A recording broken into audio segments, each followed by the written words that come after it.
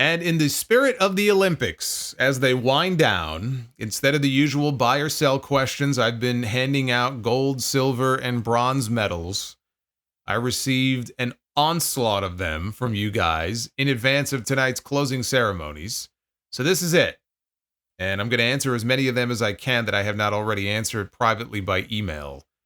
And there are a lot of them, so let's do this. Josh from Newcastle, England. I've recently started rewatching all of the WWF pay-per-views from 1995, as that year has always been a guilty pleasure of mine.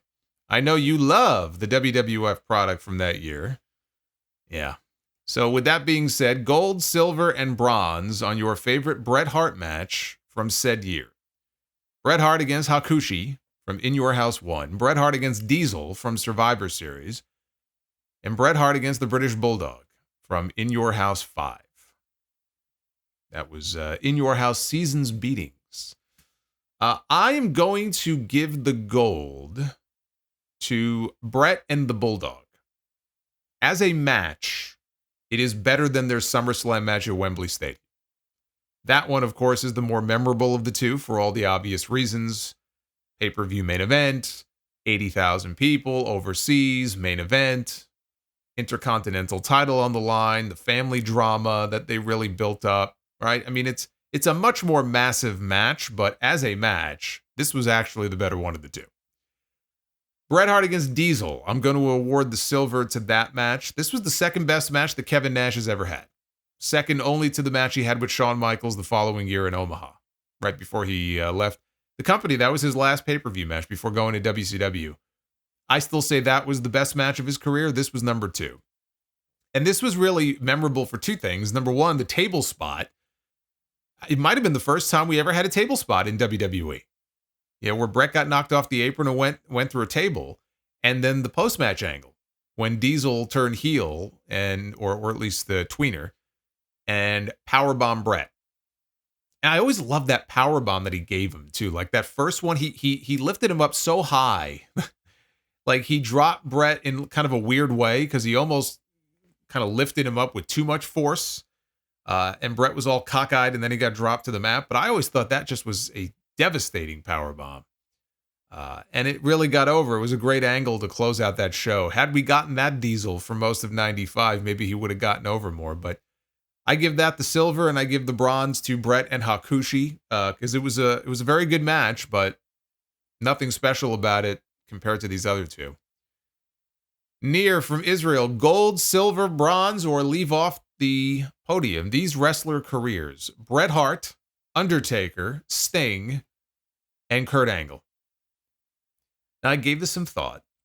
If we are talking overall careers, okay, so their influence, their longevity, their success, their matches, like all of it, start to finish, I am probably going to give the gold to The Undertaker.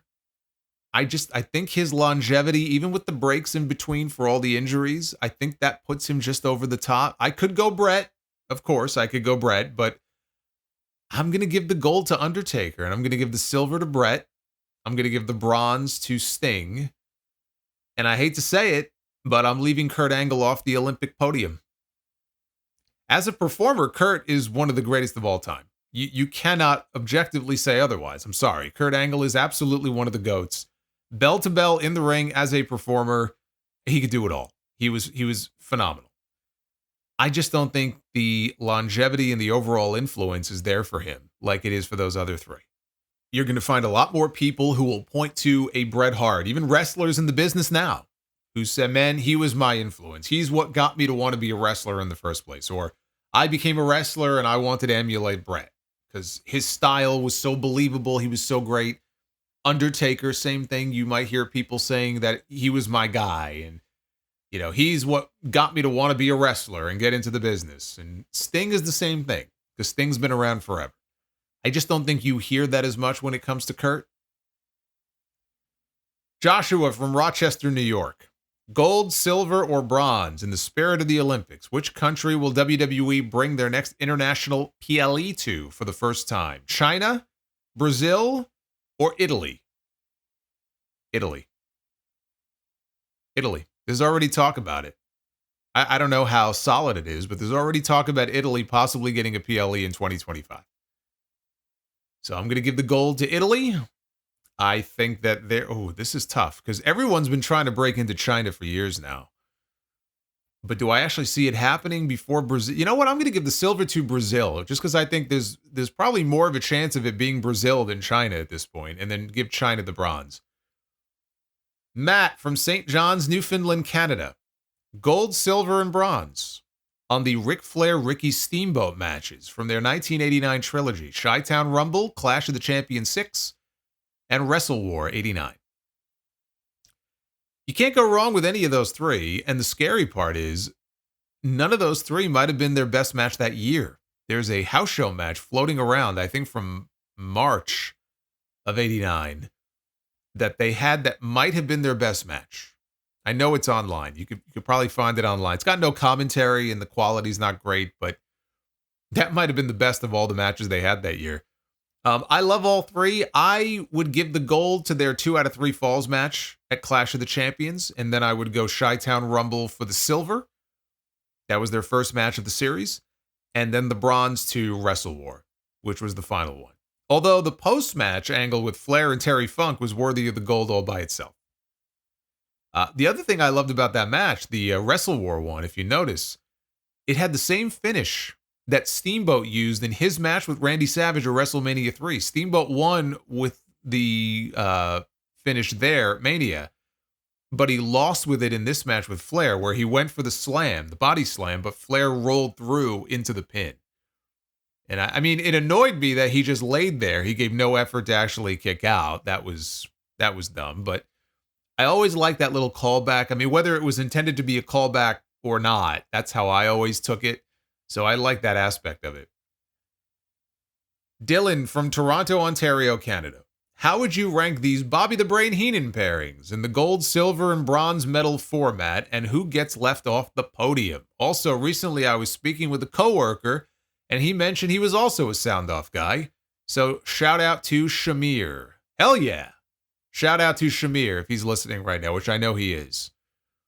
I love hearing that. So Bobby Heenan pairings, the ones he has here are Andre the Giant, Mr. Perfect, Ravishing Rick Rude, and Ric Flair. I'll tell you right now, I'm going to leave Ric Flair off the podium altogether.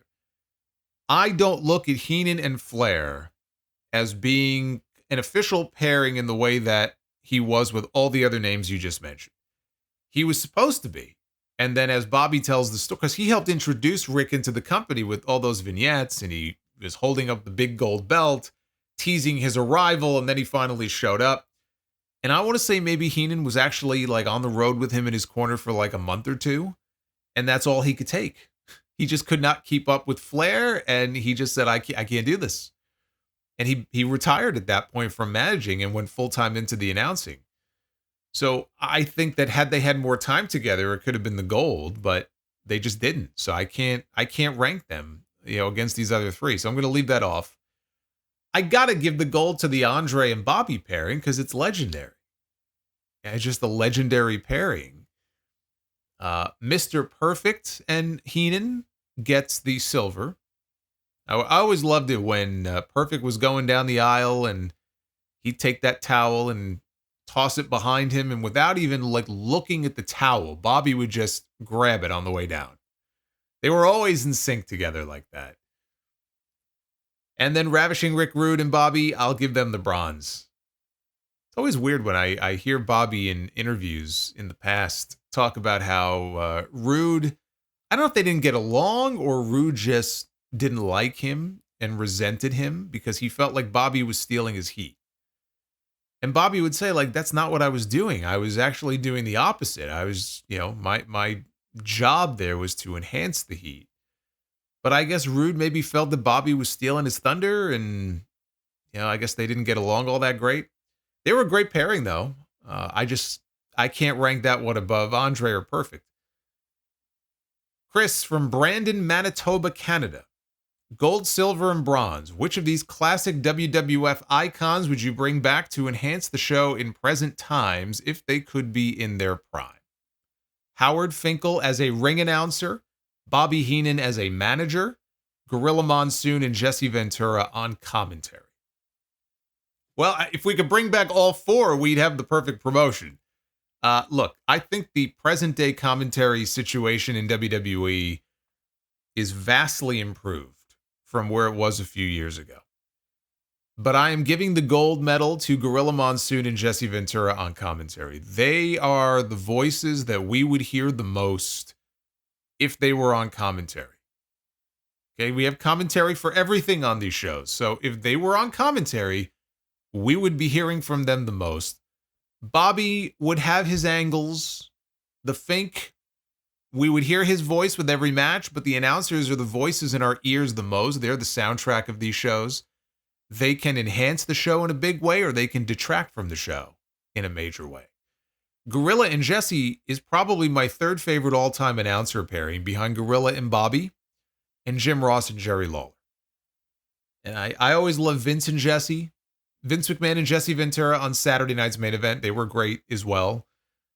Maybe I'd go back and forth for third place with Vince and Jesse or Gorilla and Jesse, but they're up there. They're up there on my list. If they were back in their prime years, I got to give them the gold. I would love to have their commentary on these shows. I'm going to give Bobby Heenan the silver because anything they would give him would be gold anyway. Bobby is the greatest manager of all time, but he was so much more than that. He was a personality unlike any other, and he would absolutely enhance whatever show he was on instantly and considerably so. And Howard Finkel gets the bronze. You could argue the gold for any of the three, really, but I mean, Fink just had that voice, especially when it came to main event introductions. And I love Samantha Irvin. I think she does a great job.